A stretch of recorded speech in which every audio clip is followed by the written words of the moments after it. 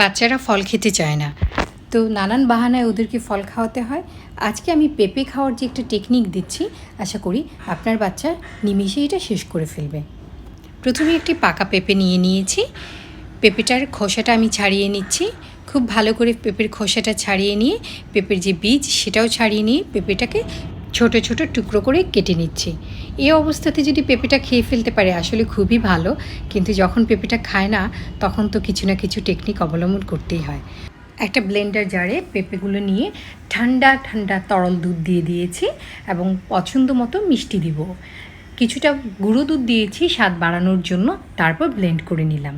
আমি অনেকটা থিক করে রেখেছি, অনেকটা পুডিংয়ের মতো হবে, একটু জমে যাবে কিছুক্ষণ রেখে দিলেই। তারপর আপনি এটা পরিবেশন করতে পারেন। আপনি যদি কোনো একটা সার্ভিং ডিশে রেখে দেন তাহলে সেটার মতো করেই এটা সেট হয়ে যাবে। আর যদি এটাকে আরও লিকুইড করতে চান তাহলে দুধের পরিমাণটা বাড়িয়ে দেবেন। একটা গ্লাসে ঢেলে নিয়ে স্ট্রবেরি সিরাপ দিয়ে আমি এটা সাজিয়ে নিচ্ছি। আপনারা আপনাদের পছন্দ মতো যদি এভাবে একটু সাজিয়ে নেন, আমার মনে হয় আপনাদের বাচ্চারা খুব পছন্দ করে নেবে। তারপর এটাকে আমি এটা ঠান্ডা ঠান্ডা অবস্থায় পরিবেশন করব। একটা চামচের সাহায্যে পুডিংয়ের মতো খেতে খেতেই এটা নিমিষেই শেষ হয়ে যাবে।